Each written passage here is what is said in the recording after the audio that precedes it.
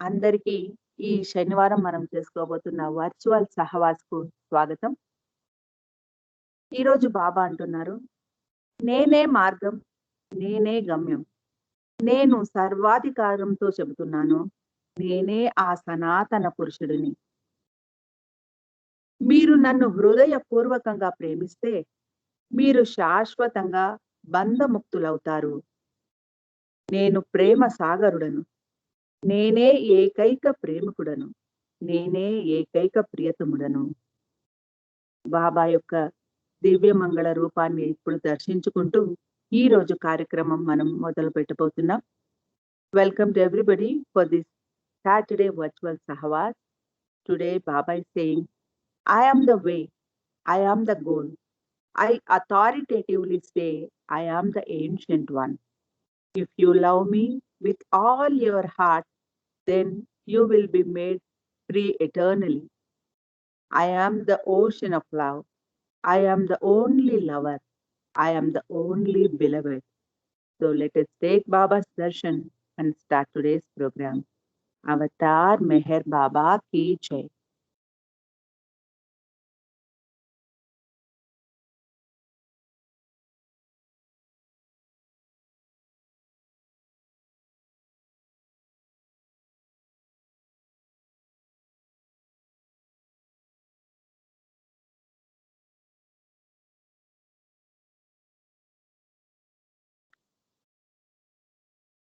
ఆదిపురుషుడా ఎవరా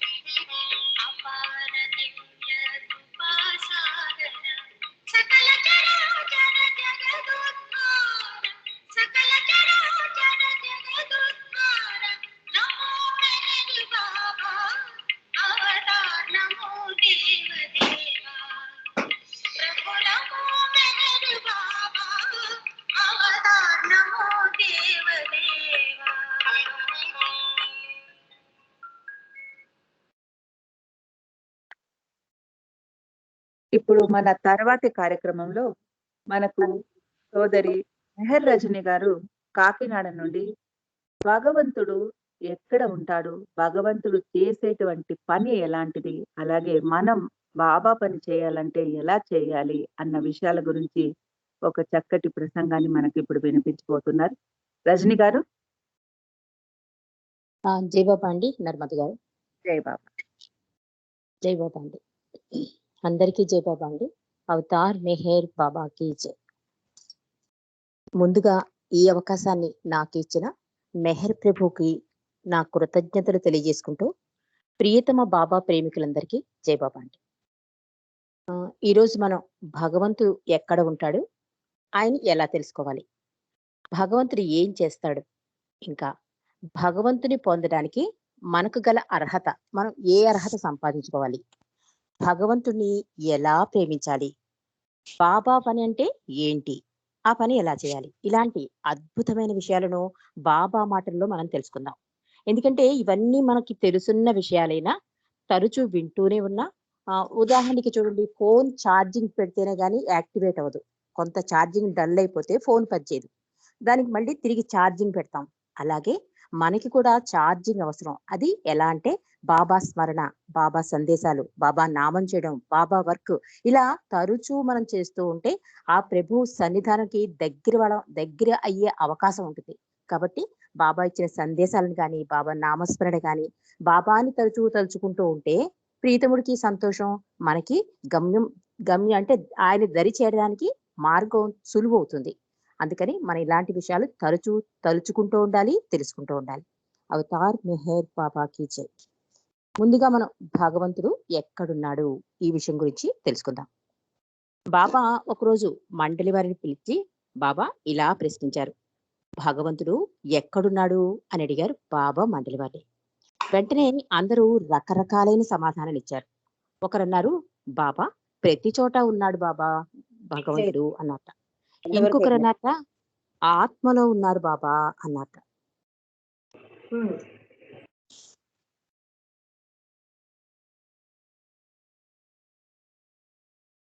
ఇంకొక వ్యక్తి అన్నట్ట వేలితో తన గుండెని చూపిస్తూ ఇక్కడ అంటే తన గుండెల్లో ఉన్నాడని చూపించాట ఇంకో ప్రేమికుడు.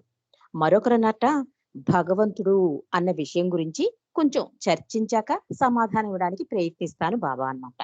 వేరొకరన్నట్ట భగవంతుడు ఎక్కడున్నాడు అని చెప్పడం చాలా కష్టమైన పని బాబా, అది అంతులేని ప్రశ్న అన్నట్ట.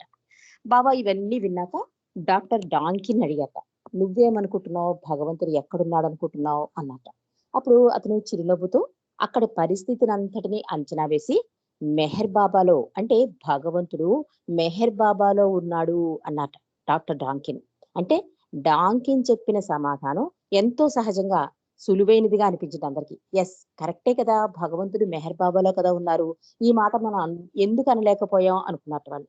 అప్పుడు బాబా ఆ ముఖ్యమైన ప్రశ్నకు సమాధానాన్ని వివరిస్తూ బాబా ఇలా అన్నారు, మీరు ఎక్కడ ఉండరో అక్కడ భగవంతుడు ఉంటాడు, అది సత్యం. మీరు ఎక్కడ ఉంటారో అక్కడ ఆయన ఉండడు అన్నట్ట. అంటే నేను అనేది ఉంటే భగవంతుడు ఉండడు, నేను అనేది పోతే అక్కడ భగవంతుడు ఉంటారు అని చెప్పి బాబా తెలియవచ్చట. అంటే భగవంతునికి దూరంగా ఉండే మీ ఉనికి మాయ.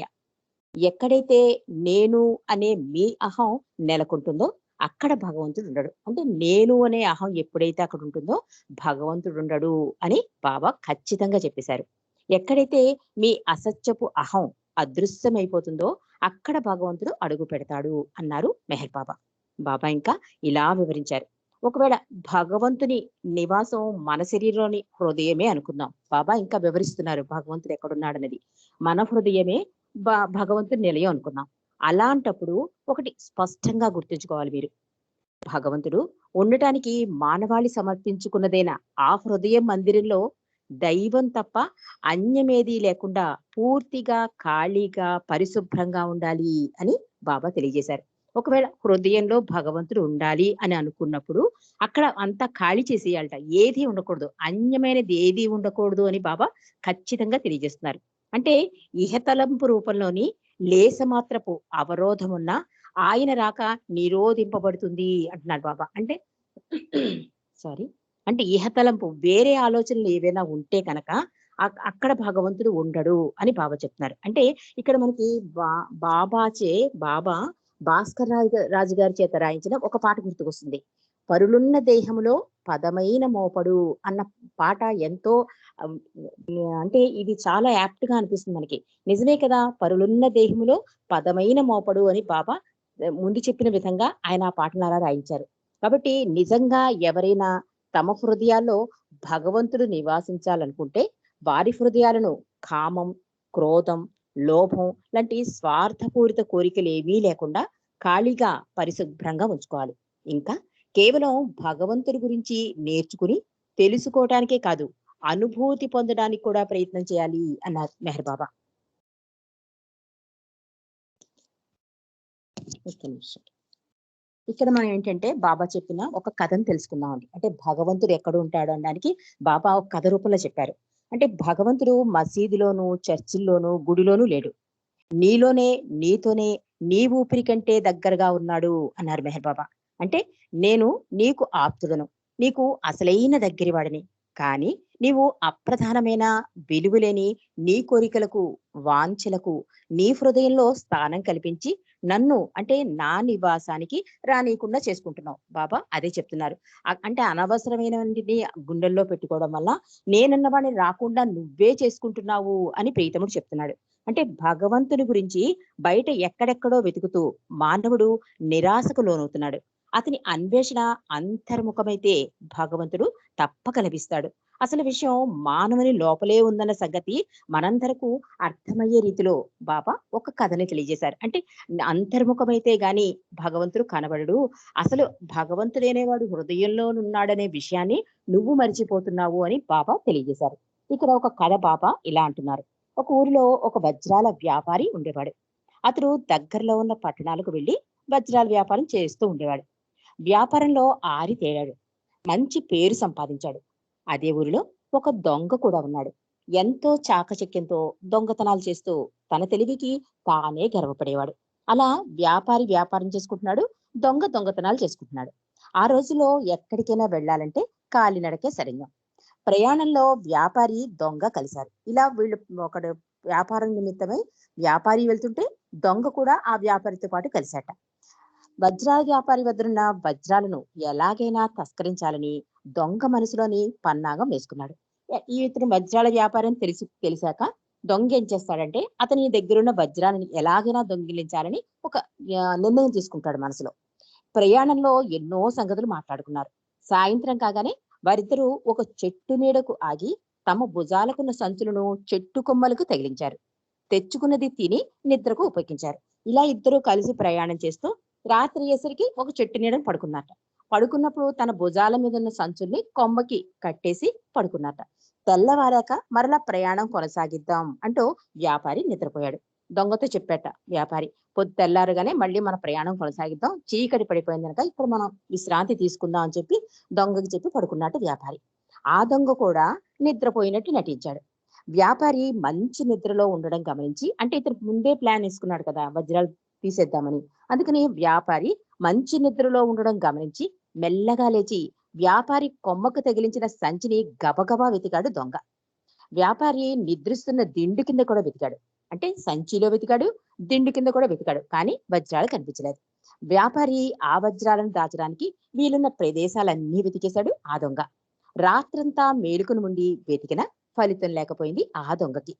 తెల్లవారక మరలా ఆ ఇద్దరు ప్రయాణం కొనసాగించారు. మళ్ళీ పొద్దున్న లేవగానే ఏమీ తెలియనట్టు దొంగ వ్యాపారితో పాటు ప్రయాణం చేశాట. ఆ రాత్రి కూడా వ్యాపారి నిద్రించిన పిదప దొంగ మళ్ళీ వజ్రాల వేట కొనసాగించాడు. ఒక రోజు అయిపోయింది కదా, మొన్నాడు కూడా అదే ప్రయత్నం చేశాట దొంగ. అయినా వజ్రాలు దొరకలేదు. ఎంత వెతికినా వజ్రాలు దొరకలేదు. అలా రోజులు గడుస్తున్నాయి. అంటే కొన్ని రోజులు మరి కాలినడకన ప్రయాణం కదా, అప్పట్లో ఇలా బళ్ళు, ట్రైన్స్ లేకపోవడం వల్ల వాళ్ళు కాలినడకనే ప్రయాణం చేసేవారు. అలా కొన్ని రోజులు ప్రయాణం చేశాట వ్యాపారితో దొంగ. వ్యాపారం ముగించుకుని తన ఊరు తిరిగి వెళ్ళిపోవడానికి తయారుతో వ్యాపారి ఆ దొంగతో ఇలా అంటాడు: ప్రయాణం మొత్తం నాకు తోడుగా ఉన్నందుకు ధన్యవాదాలు. నీ పని కూడా పూర్తయిందని అనుకుంటున్నాను అన్నట్ట వ్యాపారి దొంగతో. అంటే ఈ ప్రయాణంలో మన ఇద్దరం కలిసి కొన్ని రోజులు ప్రయాణం చేశాం గనక నీకు చాలా ధన్యవాదాలు. నీ పని కూడా అయిపోయిందా, పూర్తయిందా అని అడుగుతాడు వ్యాపారి దొంగని. అప్పుడు దొంగ అంటాడు, అయ్యా నేనెవరో మీకు తెలియదు. నేనొక ఆరితేరిన దొంగను. ఇంకా వ్యాపారి ఎక్కడ దాచాడో వజ్రాలు దొరకలేదు కనుక ఇంక ఫైనల్‌గా చెప్పేసుకుందాము. తన తన ఎలాంటి వాడని చెప్పి వ్యాపారికి చెప్పేస్తాడు దొంగ. అయ్యా నేనెవరో మీకు తెలీదు. నేనొక ఆరితేరిన దొంగను. కానీ ఈరోజు మీకు దాసోహం అంటున్నాను. గత 8 రోజులుగా మీరు వజ్రాలు ఎక్కడ దాచారో తెలుసుకోవాలని ఎంతో వెతికాను. కానీ నాకు దొరకలేదు. అసలు ఒక విషయం చెప్పండి. మీరు వజ్రాలు ఎక్కడ దాచిపెట్టారు? నేను ప్రతి చోట వెతికాను అని వేడుకున్నాడు దొంగ వ్యాపారితో. వ్యాపారి నవ్వుతో ఇలా అన్నట్ట. అన్ని చోట్ల వెతికావా? నీవు వెతకని చోటు ఒకటుంది. అదే నీ వస్తువులు ఉంచుకునే సంచి అన్నట్టు వ్యాపారి వెంటనే. వ్యాపారికి తెలిసిపోయింది. వీడు దొంగని చెప్పేసాడు కదా! వెంటనే వ్యాపారి నవ్వుతోన్నట్ట. అన్ని చోట్ల వెతికావా అని అడిగాట. యెస్ అన్నట్ట. అయితే నువ్వు వెతకని చోటు నీ సంచియే అన్నట్ట. అంటే దొంగ ఆశ్చర్యపోయాట. ప్రతిరోజు రాత్రి నిద్రపోయే ముందు వజ్రాల మూటను నీ సంచిలో వేసేవాడిని. నీ సంచిలోనే వజ్రాలున్న సంగతి నీవు ఊహించనైనా ఊహించలేవు. ఆ సంగతి నాకు తెలుసు. పొద్దుటే ఆ సంచిలోంచి వజ్రాల మూటను తీసేసుకుని ప్రయాణం కొనసాగించేవాడిని. అందువల్లే వజ్రాలు ఎక్కడ ఉన్నాయో నీవు తెలుసుకోలేకపోయావు అన్నాడు వ్యాపారి వివరంగా చెప్తూ దొంగకి. అంటే ఎవరైనా సరే తన వస్తువు పోయిందనుకోండి తన దగ్గర వెతుక్కోడు.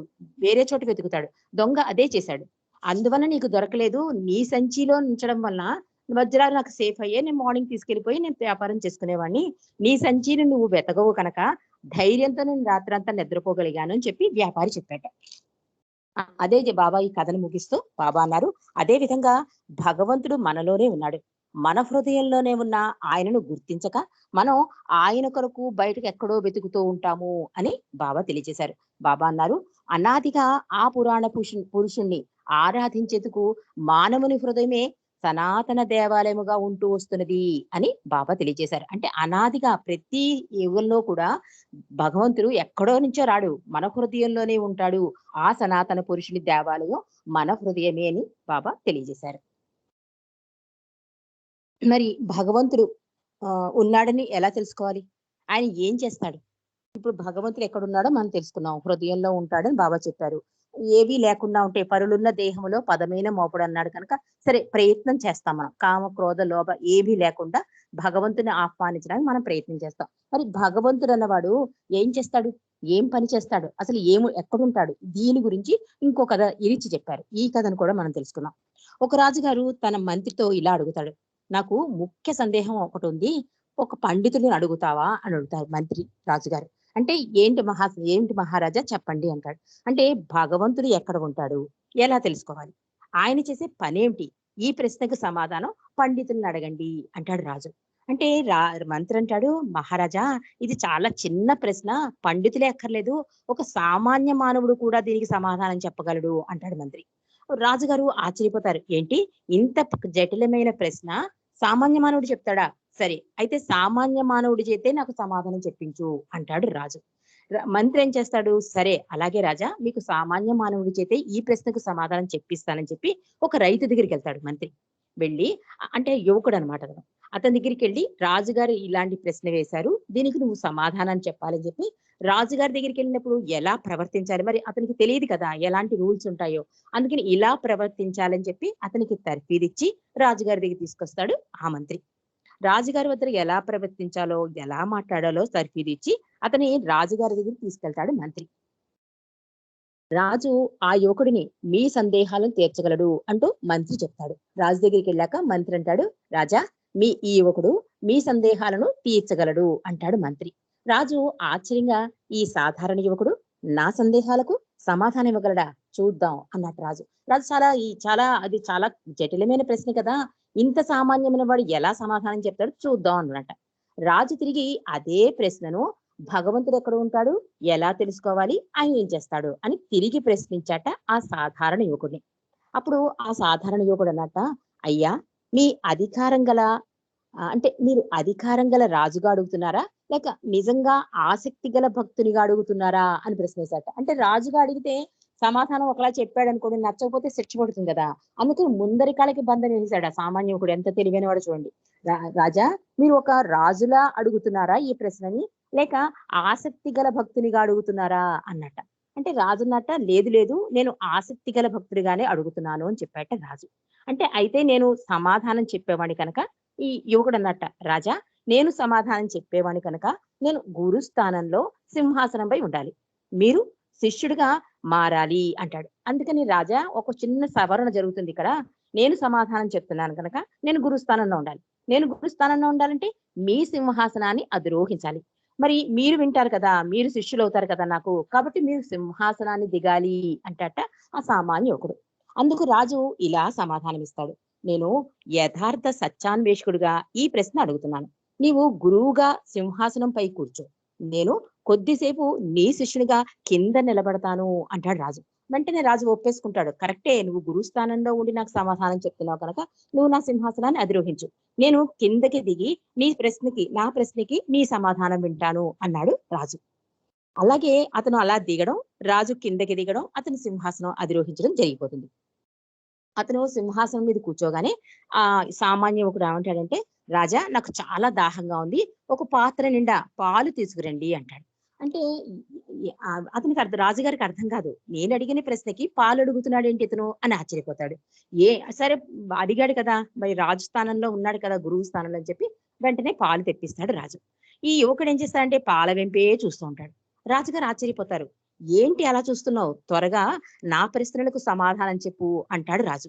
అలాగే రాజా, ముందు ఇది చెప్పండి, పాలల్లో వెన్న ఎక్కడ ఉంది అడిగట యువకుడు. అలాగే రాజా, మీ ప్రశ్నకి నేను సమాధానం చెప్తాను, అసలు ముందు ఈ పాలల్లో వెన్న ఎక్కడుంది అని అడిగట. అంటే రాజుకి ఆశ్చర్యం వేస్తుంది. వెన్న అప్పుడే ఎలా వస్తుంది? వెన్న తీయాలంటే పాలను తోడుపెట్టి మజ్జిగ చేసి చిలకాలి కదా, అప్పుడే వెన్న వస్తుంది. కానీ ఈ పాలలో వెన్న ఎలా కనిపిస్తుంది అన్నట్ట రాజు కొంచెం వింతగా ఆ యువకుడి వైపు చూస్తాడు. పాలన్నది కనిపిస్తే వెన్న ఎలా కనిపిస్తుంది? దాన్ని తోడు పెట్టాలి, చిలకాలి, అప్పుడు కదా వెన్న వస్తుంది.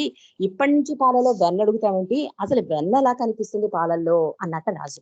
అప్పుడు ఆ యువకుడు ఇలా సమాధానమిస్తాడు.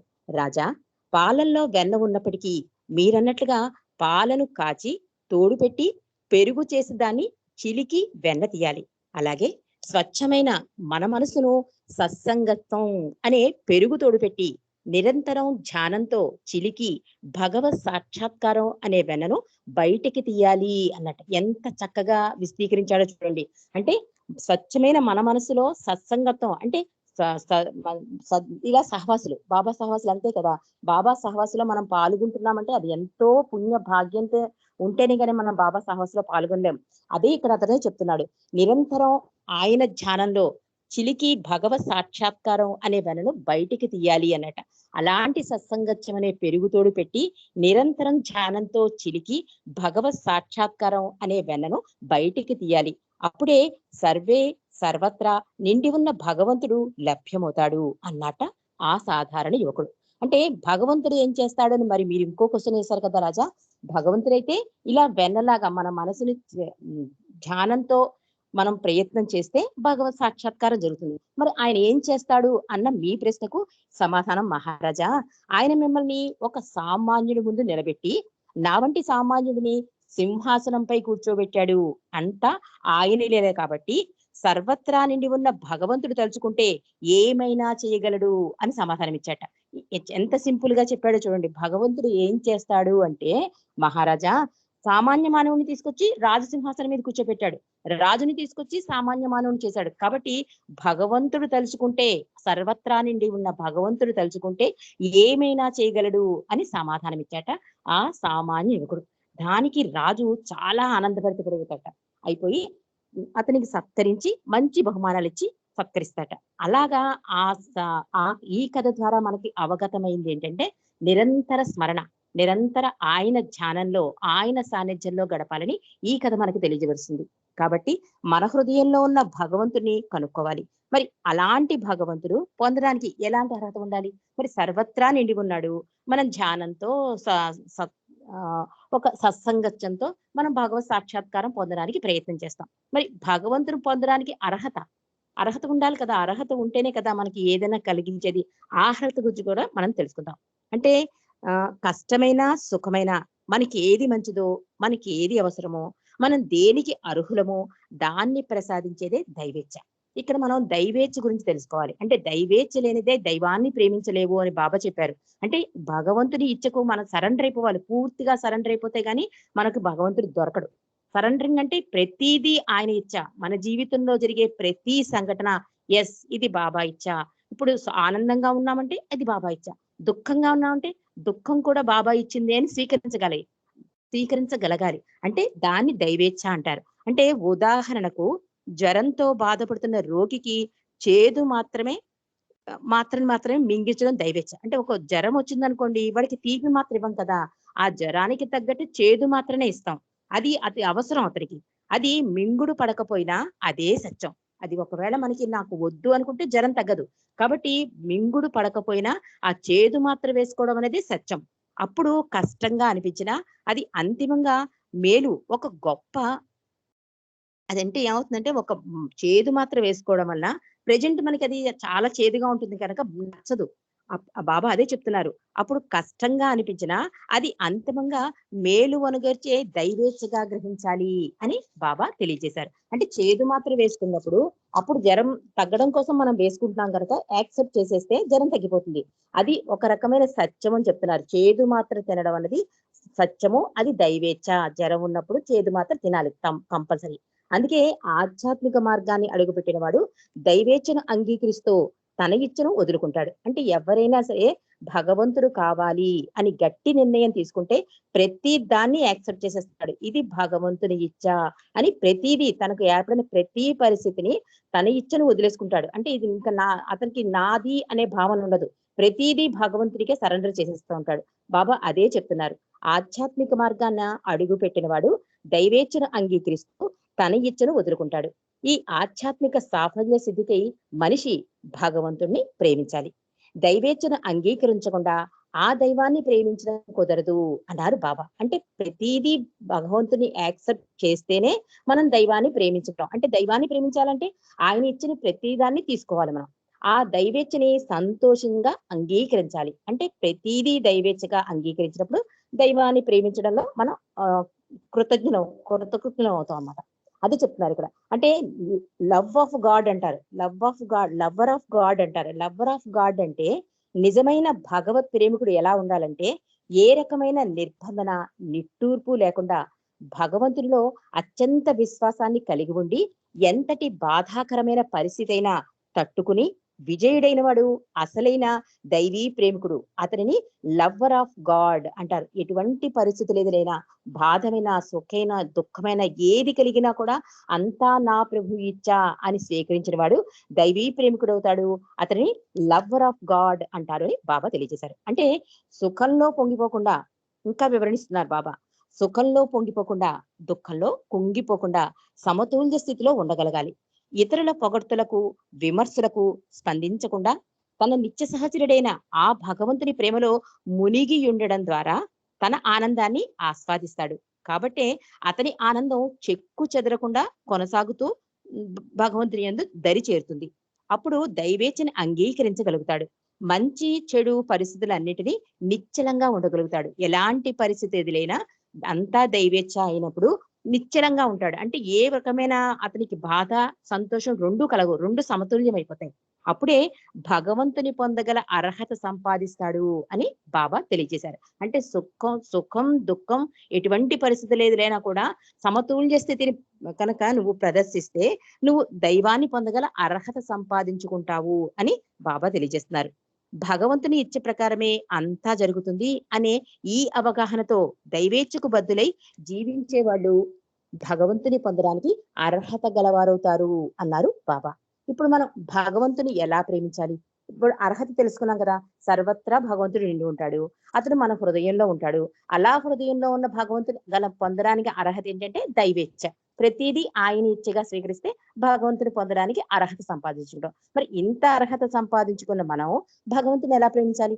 దీనిని కూడా బాబా వివరించేశారు. ప్రతిదీ కూడా చాలా వివరణాత్మకంగా బాబా మనకి అవగతమయ్యేలా చాలా సులువు మార్గాలు సూచించారు బాబా. దాన్ని కూడా మనం తెలుసుకుందాం. భగవంతుని మనం ఎలా ప్రేమించాలి? భగవంతుడు ఒక్కడే సత్యం, మిగిలినంతా మిథ్యయే. మన కంటికి కనిపించకపోయినప్పటికీ అసలు ఉన్నది భగవంతుడు ఒకడే. భగవంతుడు ఉనికి మాత్రమే సత్యం. మన కంటికి ఉన్నట్టుగా కనిపిస్తున్న ఈ ప్రపంచం మొత్తం ఎలాంటి ఉనికి లేనట్టిదే.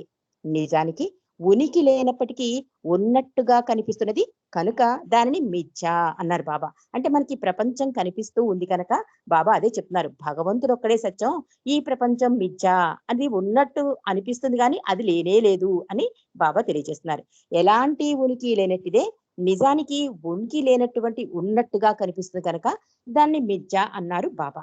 మనం సత్యమైన భగవంతుణ్ణి విస్మరించి మిథ్యైన ప్రాపంచక విషయాల వెంట పరుగులెడుతున్నాం. అందుకే బాబా మానవాళికి సత్యమేదో తెలియజేసే ఒక సత్య సందేశాన్ని ఇచ్చారు. అంటే సత్యమైన భగవంతుని మర్చిపోతున్నాం. బాబా ఎప్పుడు చెప్పేవారు, భగవంతుని సీరియస్ గా తీసుకోండి, జీవితాన్ని లైట్ గా తీసుకోండి అన్నారు బాబా. కానీ మనం ఏం చేస్తున్నామంటే జీవితాన్ని సీరియస్ గా తీసుకుని భగవంతుని లైట్ గా తీసుకుంటున్నాం. బాబా ఇక్కడ అదే తెలియజేస్తున్నారు. మానవాళికి సత్యమేదో తెలియజేసే ఒక సత్య సందేశాన్ని ఇచ్చారు బాబా. అది ప్రేమ సందేశం కూడా. అదేంటంటే భగవంతుని ప్రేమించుటయే జీవిత పరమార్థం, భగవంతునిలో ఐక్యం కావడమే జీవిత గమ్యము అని బాబా ప్రేమ సందేశం ఇచ్చారు. అంటే జీవాత్మల జీవన స్రవంతి భగవంతుడిలో ఐక్యం కావడం అనే గమ్యం వైపు కొనసాగుతుంది. ఎందుకు? ప్రతి జీవాత్మ కూడా భూమి మీదకు వచ్చాక కంపల్సరీ పరమాత్మలో కలిసిపోవాలి. బాబా అదే చెప్తున్నారు. జీవాత్మ జీవన స్రవంతి భగవంతుడితో ఐక్యం కావడం అనే గమ్యం వైపుకే సాగుతుంది. ఈ విషయం తెలిసినా తెలియకపోయినా జీవాత్మల జీవిత గమ్యం ఇదే. ఈ గమ్యాన్ని చేరుకోవాలంటే భగవంతుని ప్రేమించాలి. అలా భగవంతుని ప్రేమించడానికే జీవితం ఉద్దేశింపబడింది. బాబా చెప్పేస్తున్నారు, ప్రతి జీవాత్మ కూడా ప్రయాణం సాగించాలి అంటే భగవంతునిలో కలవడం కోసమే ప్రయాణం సాగించాలి. అలా జీవాత్మల జీవిత గమ్యం ఇదే. భగవంతుని ప్రేమించడమే జీవిత గమ్యం. ఆ భగవంతునిలో ఐక్యం అవ్వాలంటే భగవంతుని ప్రేమించి తీరాలి అని ఖచ్చితంగా బాబా తెలియజేస్తున్నారు. అలా భగవంతుని ప్రేమించడానికే జీవితం ఉద్దేశింపబడిందని కూడా బాబా తెలియజేస్తున్నారు. అంటే మన జీవితం ఏంటి? భగవంతుని ప్రేమించడం కోసమే మనం ఈ భూమి మీదకి వచ్చాం. ప్రేమిస్తే ఏమవుతుంది? ఆయనలో ఐక్యమైపోతాం. కాబట్టి ప్రేమకి అంత ఇంపార్టెన్స్ ఇచ్చారు ప్రీతమ తండ్రి. అంటే భగవంతుని ప్రేమించడమే జీవిత పరమార్థం అని తెలియజేసేదే బాబా మానవాళికి ప్రసాదించిన ఈ ప్రేమ సందేశం. బాబా మనకి ప్రేమ సందేశం ఇచ్చారు కదా, భగవంతుని ప్రేమించడమే జీవిత పరమార్థం, భగవంతుడిలో ఐక్యం కావడమే జీవిత గమ్యం అని చెప్పారంటే దాని ఉద్దేశం ఏంటంటే భగవంతుడు కలవడం కోసమే బాబా ఈ సందేశం ఇచ్చారు. అంటే ఇది ఒక ప్రేమ సందేశం.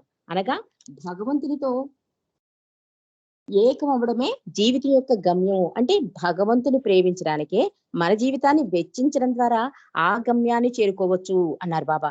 అందుకే బాబా భగవంతుని ఆచరణలో ఎలా ప్రేమించాలో యుగ అవతారుడైన మెహర్ బాబా హౌ టు లవ్ గాడ్ అనే అద్భుతమైన సందేశాన్ని ఇచ్చారు బాబా. ఇది మనందరికీ తెలుసు. అది ఎప్పుడు ఇచ్చారు? 1954 సెప్టెంబర్ 12వ తేదీన అహ్మద్ నగర్ లో గల వాడియా పార్కులో ఏర్పాటు చేయబడిన ప్రజాదర్శన కార్యక్రమంలో భగవంతుని ప్రేమించడం ఎలాగో యుగవతారుడైన మెహర్ బాబా అధికారికంగా వివరించారు. ఇలా ప్రేమించండి భగవంతుణ్ణి అని బాబా సందేశం ఇచ్చారు. ఆ సందేశంలోని వివరణ మనం తెలుసుకుందాం అండి. ఒక్కసారి క్లుప్తంగా ఆ పాయింట్స్ మనం ఒక్కసారి తలుచుకుందాం. బాబా అంటున్నారు, ఒక్క నిమిషం. మొదటి పాయింట్ ఏంటంటే బాబా ప్రేమ సందేశంలో భగవంతుని ఎలా ప్రేమించాలి అన్న దానిలో ముందుగా బాబా ఏం చెప్పారంటే మన తోటి మానవుని ప్రేమించే మిక్కిలి ఆచరణాత్మకంగా భగవంతుని ప్రేమించుట. మన ఆత్మీయుల పట్ల మనకు ఎలాంటి కనికరం ఉంటుందో ఇతరుల పట్ల కూడా అటువంటి కనికరమే మనకు ఉంటే మనం భగవంతుని ప్రేమిస్తున్నట్లే. ఇతరులలో దోషాలను ఎంచడానికి బదులుగా మనలోనున్న దోషాలను మనము చూసినచో మనము భగవంతుణ్ణి ప్రేమిస్తున్నట్లే. మన కోసం ఇతరులను దోచుకోవడానికి బదులు ఇతరుల కోసం మనలను మనమే దోచిపెట్టినచో మనము భగవంతుణ్ణి ప్రేమిస్తున్నట్లే. ఇతరుల బాధలలో బాధను, ఇతరుల సంతోషంలో సంతోషాన్ని అనుభూతి పొందినట్లయితే మనం భగవంతుణ్ణి ప్రేమిస్తున్నట్లే. మన దురదృష్టాలను గురించి విచారించట కంటే మనం ఎంతో మంది కంటే మిక్కిలి అదృష్టవంతులము అని భావించినచో మనము భగవంతుణ్ణి ప్రేమిస్తున్నట్లే. మనకు ప్రార్థించింది ఈశ్వరేచ్ఛగా అంగీకరిస్తూ దానిని ఓర్పుతో తృప్తితో భరించినచో మనము భగవంతుణ్ణి ప్రేమిస్తున్నట్లే. భగవంతుని సృష్టిలోని ఏ ప్రాణికి హాని లేదా బాధ కలగకుండా ఉండడమే దైవం పట్ల చూపగలిగే అతి ఉన్నతమైన భక్తి ఆరాధన అని అవగాహన చేసుకుని భావించినచో మనము భగవంతుణ్ణి ప్రేమిస్తున్నట్లే. భగవంతుని ప్రేమించవలసిన రీతిలో ప్రేమించాలంటే భగవంతుని ప్రేమించడే జీవిత గమ్యమనెరిగి భగవంతుడే మన సత్స్వరూపమని కనుగొని మనము భగవంతుని కోసమే జీవించాలి, భగవంతుని కోసమే మరణించాలి అని బాబా ఇలా భగవంతుని ఎలా ప్రేమించాలో 8 సందేశాలు ఇచ్చారు బాబా. వీటన్నిటి కూడా కొంచెం క్లుప్తంగా మనం తెలుసుకుందాం అనుకున్నా. ఇంకోసారి మనం ప్రయత్నం చేద్దామండి దీని గురించి క్లుప్తంగా. ఇంకా బాబా ఏం చెప్పారంటే భగవంతుని ప్రేమించడం చెప్పారు. అలాగే మానవ రూపంలో ఉన్న భగవంతుడిని అనగా అవతార పురుషుని ప్రేమించడం ఎలాగో కూడా బాబా చెప్పేశారు. అది కూడా మీకు వివరిస్తాను. అంటే భగవంతుని ప్రేమించడం ఒక 8 సందేశాలు ఇచ్చారు. అంతేకాకుండా ఒకవేళ దైవీ మానవుడైన అవతార పురుషుడు ఈ భూమి మీద ఉంటే మీరేం చేయాలి, మీరెలా ప్రేమించాలి కూడా బాబా తెలియజేశారు. ఈ యుగ అవతారుడైన తనను ఎలా ప్రేమించాలో కూడా మెహర్ బాబా ఈ విధంగా వివరించారు. బాబా అంటారు, సదా నన్ను స్మరించడానికి ప్రయత్నించడం ద్వారా బాబాను ప్రేమించడం ప్రారంభించవచ్చు. బాబా అదే చెప్తున్నారు, సదా నన్ను స్మరించండి, నన్ను స్మరించడం ద్వారా నన్ను ప్రేమించగలుగుతారు. అంటే అది ఎలాగో బాబా స్వయంగా చెప్పేశారు. అంటే స్మరించడం అంటే ఎలా స్మరించాలి, మనకి అన్ని డౌట్స్ వస్తూ ఉంటాయి కదా. బాబా అదే చెప్తున్నారు. మీకు ఇంకా వివరంగా చెప్తాను. నా నామాన్ని పదే పదే స్మరించడం ద్వారా, నా రూపం మీద దృష్టిని తదేకంగా నిలపడం ద్వారా, నాతో ముడిపడి ఉన్న ప్రదేశాలను సందర్శించడం ద్వారా, నా జీవిత విశేషాలను తెలుసుకోవడం ద్వారా, నా మీద ధ్యాస నిలపడానికి ఉపయోగపడే ఏ ప్రక్రియ ద్వారానైనా సరే అంటున్నారు. ప్రీతమ తల్లి చూడు ఎంత సులువు మార్గం చేసేసాడు ఆయన. అంటే నామాన్ని స్మరించుకోమన్నాడు, అది కుదరకపోతే రూపం మీద దృష్టి పెట్టుకోమన్నారు. అది కుదరకపోతే నేనున్న ప్రదేశాలు అంటే మనకి మెహరాబాదు, మెహరాజాదు లేకపోతే బాబా సెంటర్స్ అలాంటి వాటిని సందర్శించమంటున్నాడు. అది కూడా కుదరకపోతే బాబా ఇంకా సులువు చేస్తున్నారు. నా గురించి సంకీర్తన చేయండి, నా రూపాన్ని చిత్రించండి. ఇది కూడా బాబాకి దగ్గర స్మరించుకునే భాగ్యం, ఆయనకి దగ్గరికి వెళ్ళే భాగ్యాన్ని బాబా చాలా సులువు మార్గం చెప్పేశారు. నన్ను సంకీర్తన చేయండి, నా రూపాన్ని చిత్రించండి, ఇలాగా నా స్మరణను ప్రారంభించవచ్చు అన్నాడు ప్రీతమ తండ్రి. ఎంతో తేలిక మార్గాలు, ఏ అవతారంలో కూడా ఇవ్వని తేలిక మార్గాలు చూపించాడు ప్రీతమ తండ్రి. బాబా అంటున్నారు, నా సహచర్యాన్ని అందించే అలాంటి సాధనల ద్వారా మనసుకు హృదయానికి అలవాటు చేయండి. బాబా అదే చెప్తున్నారు. మనకి కరోనా భాగ్యం వల్ల నిజంగా కూడా బాబాకి దగ్గరే అవకాశాన్ని బాబాయే కల్పించారు. ఈ ఆన్లైన్ స్కైపుల ద్వారా మనం నిజంగా చెప్పాలంటే ఇదివరకటి కన్నా కూడా కొంచెం బాబాకి దగ్గరమయ్యామన్న భావన అయితే ప్రతి బాబా ప్రేమికుడికి కలిగి ఉంటుంది. కొంచెమైనా దగ్గర కలిగి ఉంటాం. ఎందుకంటే కొన్ని గంటల్లో ఒక 2, 3 గంటలైనా మనం బాబా సహవాసంలో పాల్గొంటున్నాం, వింటున్నాం, పార్టిసిపేట్ చేస్తున్నాం. కాబట్టి ఇది బాబా ప్రీతముడు మనకిచ్చిన అవకాశం. బాబా అదే అంటున్నారు. మీ మనసుకి, మీ హృదయానికి అలవాటు చేయండి అన్నారు. నిజంగా మనం అలవాటు పడిపోయాం ఆన్‌లైన్ సహవాసాలకి. ఒకవేళ ఒక స్కైప్ వలన మనం పార్టిసిపేట్ చేయలేకపోయినా, కరెంట్ పోయినా మనం ఆ రోజు చాలా బాధపడిపోతాం. అంటే మన మనసు, మన హృదయం ప్రియతముని సాన్నిధ్యాన్ని కోరుకుంటోందని మనకి అవగతమవుతుంది. బాబా ఇక్కడ అదే చెప్తున్నారు. మీ మనసుకి, మీ హృదయానికి అలవాటు చేయండి. ఒకనాటికి నా స్మరణ దానికదే అప్రయత్నంగా కొనసాగుతుంది. ఆ తర్వాత ఈ సృష్టిలో ఉన్న ప్రతి వస్తువు, ప్రతి విషయం నన్ను గుర్తు చేస్తూనే ఉంటాయి. ఈ విధమైన నిరంతర స్మరణ నాయందు ప్రేమను చిగురింపచేస్తుంది అన్నారు. అంటే డైరెక్ట్ గా నన్ను ప్రేమించేయండి అని చెప్పిన బాబా అలా వదిలేయలేదు. బాబా అదే చెప్తున్నారు. నా నామస్మరణ చేయండి, నా గురించి తెలుసుకోండి, నా పుస్తకాలు చదవండి, నా రూపం మీద దృష్టి పెట్టండి, నా సంకీర్తన చేయండి. ఇలా మీ మనసుని, హృదయాన్ని అలవాటు చేస్తే అదే ఒకరోజు మనకి అదే కదా! మనకి స్కైప్ టైమింగ్స్ ఉంటాయి మనకి. ఒక 4-5 అనో, 5-6 అనో ఆ టైం అయ్యేసరికి హృదయం చెప్తూ ఉంటుంది. వెళ్ళు స్కైప్ ఆన్ చేయి, బాబా విషయాలు విను అని చెప్తుంటుంది. మనసు మాత్రం వెనక్కి లాగుతుంది. ఇంకోటి చూద్దాం, తర్వాత విందాం అనిపిస్తుంది. కానీ అప్పుడు మనం మనసు మాట అస్సలు వినకూడదు. హృదయం మాటే వినాలి. బాబా అదే చెప్తున్నారు. మీరు కనుక అలవాటు చేస్తే ప్రతి వస్తువు, ప్రతి విషయం నన్ను గుర్తు చేస్తూనే ఉంటాయి అంటారు. ఒకవేళ మనం మనసు మాటే విన్నామనుకోండి, కానీ మన మనసు ఏం చెప్పినా మన హృదయం స్కైప్ లో ఏం జరుగుతుందో, ఎవరు మాట్లాడుతున్నారో, అయ్యో ఏం మిస్ అయిపోయామో, ఇవాళ మంచి సబ్జెక్ట్ మిస్ అయిపోయామో అని మన హృదయం హెచ్చరిస్తూనే ఉంటుంది. ఈ రకమైన నిరంతర స్మరణ కూడా నా ప్రేమను చిగురింప చేస్తుంది అంటున్నారు ప్రియతమ తండ్రి మెహర్ బాబా. కాబట్టి భగవంతుని ఎలా ప్రేమించాలి, మానవ రూపధారి అయిన మెహర్ బాబాని ఎలా ప్రేమించాలో బాబా స్పష్టంగా తెలియజేశారు. కాబట్టి అలాంటి ప్రయత్నం మనం చేస్తున్నాము. ఇంకా గట్టి ప్రయత్నం చేయడానికి ప్రయత్నం చేద్దాం. అవతార్ మెహర్ బాబా ఆశీస్సు. నెక్స్ట్ మనం బాబా పని ఎలా చేయాలి దీని గురించి కూడా కొంచెం క్లుప్తంగా తెలుసుకుందాం. బాబా చెప్పారు. అంటే ఒక పని బాబా కార్యం మనం చేస్తున్నప్పుడు కొన్ని ఆటంకాలు వస్తూ ఉంటాయి. కానీ బాబా అది చెప్తున్నారు. ప్రేమతో చేసే పనే ముద్దు, చిరాకు విసుగు వద్దు అని బాబా తెలియజేస్తున్నారు. దాని గురించి మనం తెలుసుకుందాం.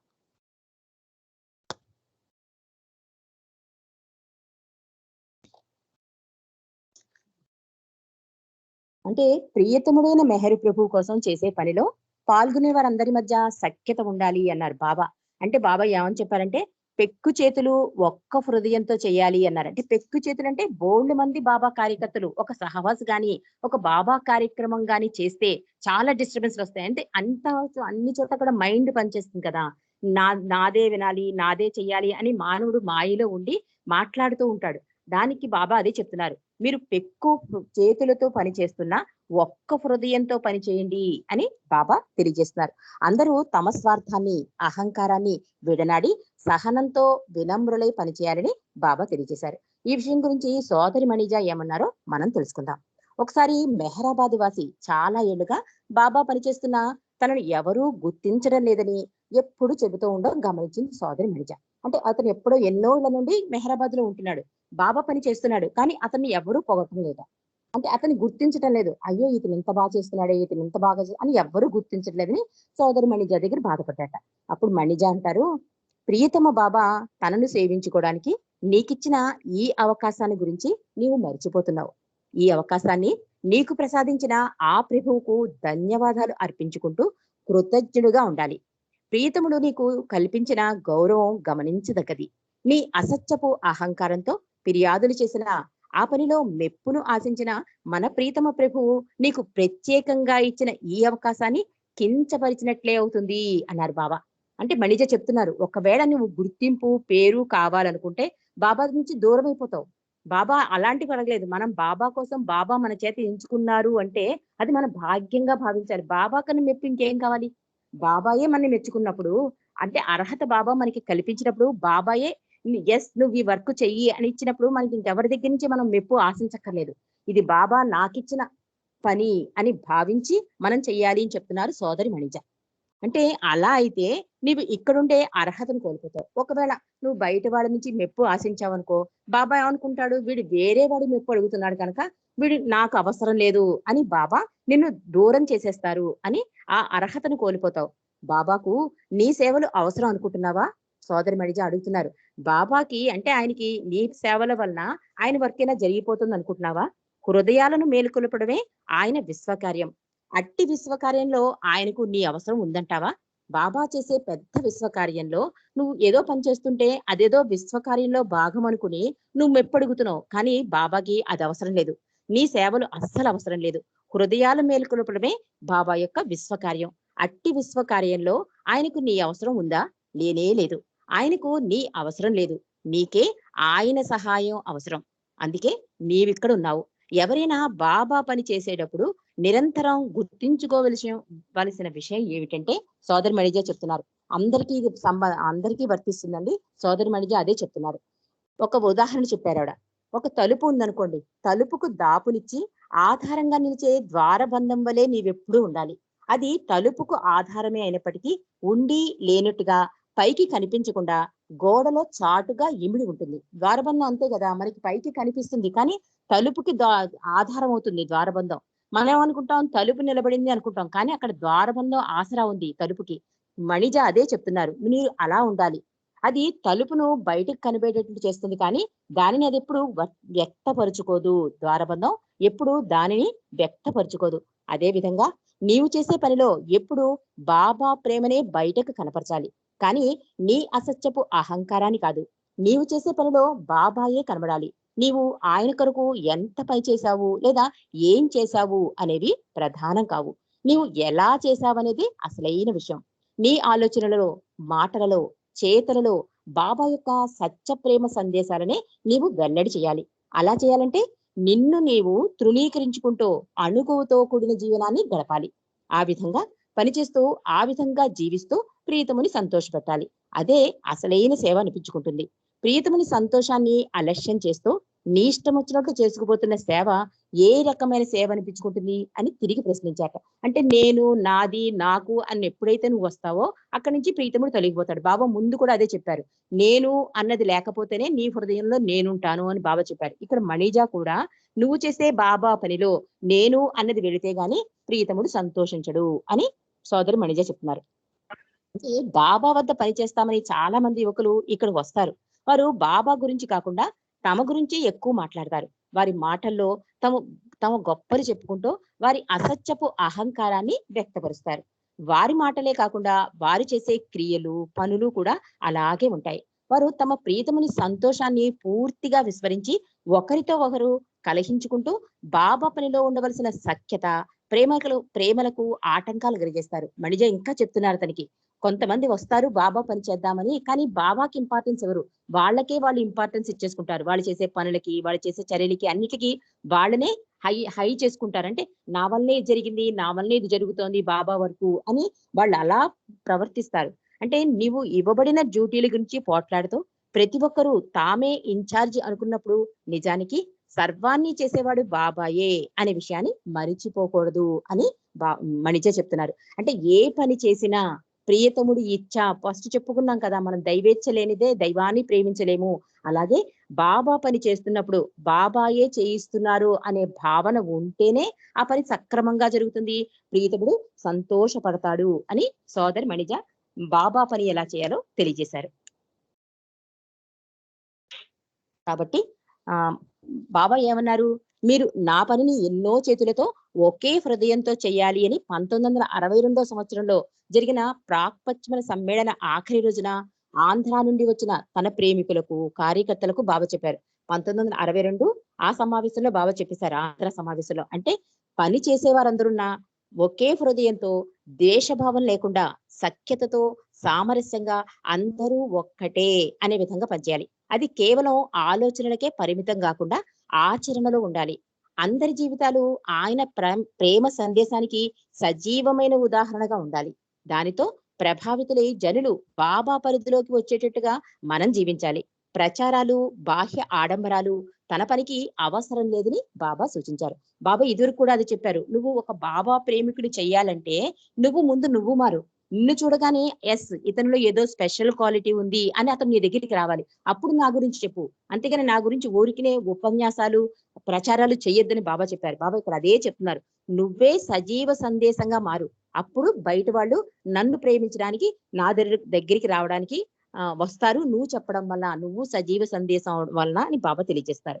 అందుకని కార్యకర్తలు ప్రచారాలకు బదులుగా ప్రియతముని కోసం వినమ్ర జీవితం గడుపుతూ ఆయన ఆదేశానుసారం ఆయనపై గల మన ప్రేమను బయటకు బాహ్య ఆడంబరాలతో వ్యక్తం చేయకుండా ఉంటూ ఇతరులు మన ప్రేమతో, మన ప్రవర్తనతో ప్రభావితులై బాబా వద్దకు వచ్చేలాగా మన జీవితాలుండాలని ప్రభు యొక్క వాంఛితం. అది మనకి శిరోధార్యం. కాబట్టి బాబా ఏం చెప్తున్నారు అన్నది జాగ్రత్తగా గమనించి మనం అలా ప్రవర్తించాలి. ఒక పని చేసినా, ఒక మాట మాట్లాడినా కూడా బాబా ఏం చెప్పారు? అదే కదా, దైవేచ్ఛ లేనిదే దైవాన్ని ప్రేమించలేవు అన్నారు. అంటే బాబా ఇచ్చ ఏంటి అన్నది మనం ఆలోచించి ఏ పని చేసినా, ఏ మాట మాట్లాడినా మనం జాగ్రత్తగా ప్రవర్తించాలి. ఇంకా ఆఖరిగా మనం తెలుసుకోవాల్సిన విషయం ఏంటంటే, ఇన్ని విషయాలు తెలుసుకుంటున్నాం కదా, అసలు బాబా ఏమన్నారంటే, ఒక బాబా కార్యకర్తగా నువ్వు తయారవ్వాలంటే నువ్వు నా గురించి చెప్పాలి. నువ్వు నా గురించి చెప్పాలంటే నా గురించి తెలుసుకోవాలి కదా. నువ్వు ప్రేమిస్తున్నాను అంటావు. మామూలుగా అందరూ ఏమనుకుంటారంటే, మనం బాబాని ప్రేమిస్తున్నాం కదండి, ఇంకా బాబా సాహిత్యం చదవాలా అని చాలా మంది అడుగుతూ ఉంటారు. అంటే ప్రేమిస్తే సరిపోతుంది కదా, ప్రేమే కదా భగవంతుడు అడిగాడు, బాబా కూడా అదే కదా అన్నారు, నన్ను ప్రేమించు అని చెప్పారు కనుక మనం ఇంకా బాబా బుక్స్ ఎందుకు చదవాలి అని అడిగిన వాళ్ళకు కూడా బాబా సమాధానం చెప్పేశారు. అంటే ఇప్పుడు మనం ఒకవేళ బాబాని ప్రేమిస్తున్నామండి, బాబా భగవంతుడు, మనం చాలా హ్యాపీనెస్ ఫీల్ అవుతున్నాం. దాన్ని బయట వాళ్ళకి వెళ్ళి మనం బాబా భగవంతుని ప్రేమిస్తున్నాము అని చెప్తే వాళ్ళు ఎలా యాక్సెప్ట్ చేస్తారు? వాళ్ళు చాలా హాస్యాస్పదంగా తీసుకుంటారు. భగవంతుని ప్రేమించడం ఏంటండి, పూజించాలి కదా అంటారు. అంటే పూజించడానికి, ప్రేమించడానికి డిఫరెన్స్ మనకి తెలియాలి కదా. తెలియాలంటే బాబా సాహిత్యం తెలుసుకోవాలి. అది కూడా బాబా మనకి తెలియజేశారు. దాని గురించి కూడా మనం తెలుసుకుందాం అండి. అంటే రామాయణం చదివితే రాముని ఆదర్శవంతమైన జీవితం గురించి, భగవద్గీత చదివితే శ్రీకృష్ణ పరమాత్మ బోధనల గురించి, బైబిల్ చదివితే జీసస్ క్రీస్తు చెప్పిన మాటల గురించి, ఖురాన్ లో మహమ్మద్ బోధనల గురించి తెలుస్తాయి. అంటే ఈ పుస్తకాలు చదవడం వల్ల మనకి అన్ని తెలుస్తాయి. ఎన్నో వేల సంవత్సరాల క్రితం జరిగిన సంగతులు కూడా ఇప్పుడు మనం తెలుసుకునే అవకాశం ఉంది. అంటే దానికి కారణం ఆ విషయాలను అప్పుడు గ్రంథస్థం చేయడమే. ఆ విధంగా ఆ విషయాలను గ్రంథ రూపాలలో భద్రపరచడం వల్ల ఎన్నో తరాల వారు కూడా వాటిని చదివి విషయాలను తెలుసుకోగలుగుతున్నారు. వాళ్ళు కనుక ఆ గ్రంథాలను తయారు చేయకపోతే ఆ విషయాలు మనకు తెలిసేవి కాదు కదా. వాళ్ళు తయారు చేశారంటే వాళ్ళు చదివారు, తెలుసుకున్నారు. అదే చెప్తున్నారు ఇక్కడ. ఆ రకంగా వాళ్ళు తయారు చేయకపోతే మనకు ఆ విషయాలు తెలిసేవి కావు. ఏదైనా విషయాన్ని మానవాళి మధ్యకు తీసుకురావడానికి ఉన్న అన్ని మాధ్యమాల్లో సాహిత్యం అంటే పుస్తకాలు అతి ప్రధానమైనవి అన్నమాట. ఇక్కడ మనం గమనించాలి. పుస్తకం ద్వారా మనం ఎంతో జ్ఞానాన్ని సంపాదించుకోగలుగుతాం.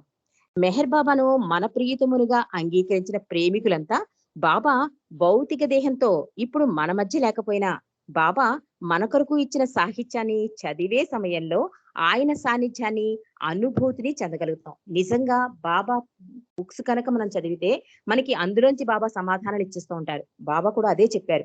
ఆయన సాన్నిధ్యాన్ని, అనుభూతిని చెందగలుగుతాం. ఈ విషయాన్ని అనేక మంది ప్రేమికులు కూడా తన స్వీయ అనుభవంతో కూడా చెప్పారు. ఇప్పుడు బాబా పుస్తకాలు చదవడం వల్ల మాకు సమాధానాలు దొరికిపోయాయని చాలా మంది కూడా చెప్తూ ఉంటారు. బాబా సమాధానాలు ఇచ్చేశారు. ప్రతీది కూడా వివరణ ఇచ్చేశారు పుస్తకాలలో. అదే అంటున్నారు బాబా, నా సాహిత్యం చదవండి అని బాబా తెలియజేస్తున్నారు కూడా. ప్రియతమని సంతోషపెట్టుటే ప్రేమికుని పరమావధి కనుక నేను ఏం చేస్తే బాబాకు సంతోషం కలుగుతుంది, నేను ఎలా ప్రవర్తిస్తే బాబా ఆనందిస్తారు. బాబాను దైవంగా విశ్వసించిన పిదప కూడా ఇతర దేవులను ఆరాధించవలసిన అవసరం ఉందా? బాబాతో నాకు గల సంబంధాన్ని ఎలా వృద్ధి చేసుకోవాలి? ఇలాంటి ప్రశ్నలన్నిటికీ సమాధానాలు ఎక్కడ దొరుకుతాయి? బాబా కనుక భౌతికంగా మన మధ్య ఉంటే మనం బాబాని అడిగేస్తాం. బాబా నిన్ను ఎలా ప్రేమించాలి? ఇతర దైవాల్ని ప్రేమించచ్చా? పూజించచ్చా? అయితే నీ కొంగు ఎలా గట్టిగా పట్టుకోవాలి? ఇలా మనం అడిగేస్తాం. కానీ సర్వాంతర్యామి అయిన మెహర్ ప్రభువు భౌతికంగా మన మధ్య లేరు. అప్పుడు మనం ఎవరిని అడుగుతాం? అందుకే దానికి సమాధానంగా అంటే పై ప్రశ్నలన్నిటికీ సమాధానంగా బాబా సాహిత్యం చూపుతుంది మనకి. అన్ని ప్రశ్నలకి సమాధానం బాబా సాహిత్యం అంటే బాబా బుక్స్ మనకి దారి చూపిస్తాయి. ఎందుకంటే బాబా తన గ్రంథాలలో ప్రస్తావించిన విషయం అంటూ ఏది లేదు. ఓపికతో బాబా సాహిత్యాన్ని తరచి చూస్తే అందులో ప్రతి సమస్యకు పరిష్కారం లభిస్తుంది. అంటే మనం ప్రశ్న వేసేస్తాం, కానీ జవాబు వినడానికి, చదవడానికి తయారుగా ఉన్నాం. కానీ బాబా కంపల్సరిగా మీరు తయారవ్వండి అంటున్నారు. పుస్తకాలు చదవండి అని బాబా కంపల్సరీ చెప్పారు. ఎందుకంటే బాబా గురించి చెప్పాలంటే మనకు ముందు అవగాహన అవ్వాలి కదా. ఇందులో చెప్పారండి బాబా అని మనం సాక్ష్యం కూడా చూపించాలి. ఈ పుస్తకంలో ఇలా చెప్పారు, ఈ పుస్తకంలో ఇలా చెప్పారని మన ఔటర్కి చెప్పడానికి అవకాశం ఉంటుంది పుస్తకాలు చదవడం వల్ల. బాబా ప్రేమికులమైన మనకు బాబా పుస్తకాలు చదివే అవసరం ఉంది కాబట్టే మన ప్రీతముడు మౌనంలోనే ఎంతో శ్రమకొచ్చి ఎన్నో ఆధ్యాత్మిక విషయాలను సౌజ్ఞల ద్వారా చెప్పి వ్రాయించారు. అవేంటంటే గాడ్ స్పీక్స్, డిస్కోర్సెస్, ఇలా బాబా కొన్ని గ్రంథాలు రాశారు. వాటిని మనం చదివి అందులోని విషయాలను మన జీవితాలకు అన్వయించుకుని లబ్ధి పొందాలని ప్రియతముడు అంత కష్టపడ్డాడు మన కోసం. అసలు ఒకసారి ఒక ప్రేమికుడు ఇరిచిని అడుగుతారు, నేను బాబాని ప్రేమిస్తున్నాను, అయినా బాబా పుస్తకాలు చదవాలా? అసలు ఎందుకు చదవాలి బాబా పుస్తకాలు అని ఇరిచిని అడుగుతాడు ఒక ప్రేమికుడు. అయితే ఇరిచి అంటారు, ఇందుకు నీకు ఒక ఉదాహరణ చెప్తాను. నువ్వు ఎవరినైనా ప్రేమించావా? నువ్వు లైఫ్ లో ఎవరినైనా ప్రేమించావా? ఎస్, నేను ప్రేమించాను నా భార్యని. అలా ప్రేమించినప్పుడు ఆమెకి ఇష్టమైనవి తెలుసుకుంటావు కదా. ఒకవేళ ఆ ఇష్టాలు నీకు కష్టాలుగా ఉన్నా కూడా నువ్వు ఇష్టంగా మార్చేసుకుంటావు. అది అది నువ్వు చేస్తావు కదా. అంటే మానవ ప్రేమకే నువ్వు అంత ఇంపార్టెన్స్ ఇచ్చినప్పుడు, సాక్షాత్తు భగవంతుని ప్రేమిస్తున్నప్పుడు ఆయన ఇష్టాలేంటో తెలుసుకోవాలి కదా. ఆయన ఇష్టం ఏంటి, ఆయన మన ఏది చేయొద్దన్నాడు, ఏది చేయమన్నాడు, ఎలా ఉండమన్నాడు, ఎలా ప్రవర్తించమన్నాడు, ఇవన్నీ ఎలా తెలుస్తాయి నీకు? అవి పుస్తకాల రూపంలో, బాబా ఇచ్చిన గ్రంథాల రూపంలో మీకు తెలుస్తాయి అని ఇరిచి చెప్పారు. దీనికి వివరణ ఇచ్చారు. కాబట్టి బాబా కొంగును మరింత గట్టిగా గలుగుతాం ఈ సాహిత్యం చదవడం వల్ల. ఎందుకంటే బాబా కొంగును పట్టుకుని ఉండడం ఎంత ముఖ్యమో, ఆయన కొంగును విడిచిపెట్టడం ఎంతటి వినాశకరమో, మనకి మనకి ఎంతటి భయంకరమైన పర్యవసనాలు ఏర్పడతాయో మనకి తెలియవస్తుంది. బాబా సాహిత్యం గనక చదివితే మనం బాబా కొంగుని ఎంత గట్టిగా పట్టుకోవాలో మనకి ఆ సాహిత్యం ద్వారా తెలుస్తుంది. కాబట్టి బాబా సాహిత్యాన్ని చదివి తీరాలి మనమందరం. God speaks, discourses, Lord Meher, ఇలా అనేక గ్రంథాలు ఉన్నాయి. బాబా తాను మౌనంగా ఉన్నప్పటికీ తన పుస్తకాల ద్వారా తాను మాట్లాడతాను అన్నారు. బాబా మౌనంగా ఉన్నప్పటికీ మౌనంలో రాసిన ఈ గ్రంథాల ద్వారా నేను మీతో మాట్లాడతాను అని ప్రీతమ తండ్రి చెప్పాడు. కనుక ప్రేమికులు గ్రహించవలసింది ఏంటంటే బాబా మాటలు వినడానికి ఆయన పుస్తకాలే సరైన మాధ్యమాలు. అయితే బాబా పుస్తకాలు చదవడం ద్వారా పూర్తి ప్రయోజనాన్ని పొందాలనుకుంటే ఆ పుస్తకాలను కేవలం ఒక నవలలా చదవకూడదు. అంటే గబగబా పేజీలు తిప్పేసుకుంటూ చదవద్దు అంటున్నారు బాబా. అందులో పొందుపరచబడిన స్వయంగా ఆ భగవంతుని మాటలే అనుభవిస్తూ శ్రద్ధతో హృదయపూర్వకంగా చదివి వాటిలోని అసలు సారాంశాన్ని గ్రహించండి అని ప్రియతమ తండ్రి చెప్పాడు. కాబట్టి బాబా పుస్తకాలు చదివితే బాబా మనతో మాట్లాడతాడు అనే భావనతో ప్రతి బాబా పుస్తకాన్ని మనం చదివి తెలుసుకుని ఆ తర్వాత బయట వాళ్ళకి మనం బాబా గురించి చెప్పాలని ప్రియతమ తండ్రి చెప్తున్నాడు. కాబట్టి ఈ రోజు మనం భగవంతుడు ఎక్కడ ఉంటాడు, భగవంతుడు ఏం చేస్తాడు, భగవంతుని పొందడానికి అర్హత ఏంటి, భగవంతుని ఎలా ప్రేమించాలి, అసలు బాబా పని అంటే ఏంటి, ఇంకా బాబా పుస్తకాలు ఎందుకు చదువుకోవాలి, ఇలాంటి విషయాలు, అద్భుత విషయాలు బాబా ద్వారా బాబా చెప్పించారండి నా చేత. ఇందుకు ఈ అవకాశం ఇచ్చిన ప్రీతమ తండ్రికి కృతజ్ఞతలు తెలియజేసుకుంటూ బాబా ప్రేమికులందరికీ జై బాబాలండి. అవతార్ మెహర్ బాబాకి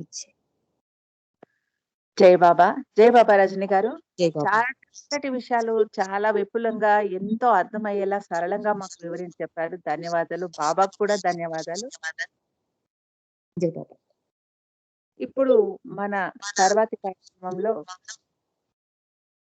మెహర్ నారాయణ్ ఒక పాట పాడతాడు. ఈరోజు మెహర్ నారాయణ్ బర్త్డే. బాబా మెహర్ నారాయణకు ప్రేమ ఆశీస్సులు అందించాలని కోరుకుంటూ, అలాగే మనందరి తరపున కూడా మెహర్ నారాయణకు ఆర్థిక హృదయపూర్వక జై బాబాలు. జై బాబా. జై బాబా. Thanks aunty. అవతార్ మెహర్ బాబా की జై. అంటే వినిపిస్తుందా? వినిపిస్తుంది, పాడమ్మా. జై బాబా. అవతార్ మెహర్ బాబా की జై. ధ్యానించు మనసా, ప్రేమించు మనసా, ధ్యానించు మనసా, ప్రేమించు మనసా, సదా నీకు తోడుండును బాబా, సదా నీకు తోడుండును బాబా. మాయా ప్రపంచము నిన్ను మురిపించును, మాయా ప్రపంచము నిన్ను మురిపించు, శాశ్వతమంటూ భ్రమ కలిగించును, శాశ్వతమంటూ భ్రమ కలిగించు. వృధా చేయకు మానవ జన్మము, వృధా చేయకు మానవ జన్మము, వృధా చేయకు దరిగల గమ్యము, వృధా చేయకు దరిగల గమ్యము. ధ్యానించు మనసా, ప్రేమించు మనసా, ధ్యానించు మనసా, ప్రేమించు మనసా. ఏ నిమిషము ఏ మౌనో తెలియదు, ఏ నిమిషము ఏ మౌనో తెలియదు, ఎవరికి ఎవరు సొంతము కాదు, ఎవరికి ఎవరు సొంతము కాదు. బంధములన్నీ రుణబంధములే, బంధములన్నీ రుణబంధములే, అంతిమ పయనము ఒంటరిదే అని, అంతిమ పయనము ఒంటరిదే అని నిజం తెలుసుకో మనసా, నిజము తెలుసుకో మనసా. ధ్యానించు మనసా, ప్రేమించు మనసా, ధ్యానించు మనసా, ప్రేమించు మనసా. ఆఖరి క్షణమున అంతిమ శ్వాసకు, ఆఖరి క్షణమున అంతిమ శ్వాసకు బాబా నామము తోడుండాలని, బాబా నామము తోడుండాలని, అంతవరకును కొంగును వీడక, అంతవరకును కొంగును వీడక, బాబా నామము స్మరణము చేయుచు, బాబా నామము స్మరణము చేయుచు, సదా వేడుకో మనసా, సదా వేడుకో మనసా. ధ్యానించు మనసా ప్రేమించు మనసా ధ్యానించు మనసా ప్రేమించు మనసా సదా నీకు తోడుండును బాబా సదా నీకు తోడుండును బాబా మాయ ప్రపంచము నిన్ను మురిపించును మాయా ప్రపంచము నిన్ను మురిపించును శాశ్వతమంటూ భ్రమ కలిగించును శాశ్వతమంటూ భ్రమ కలిగించును వృధా చేయకు మానవ జన్మము వృధా చేయకు మానవ జన్మము వృధా చేయకు దరిగల గమ్యము వృధా చేయకు దరిగల గమ్యము ధ్యానించు మనసా ప్రేమించు మనసా ధ్యానించు మనసా ప్రేమించు మనసా అవతార్ మెహర్ బాబా की जय జై బాబా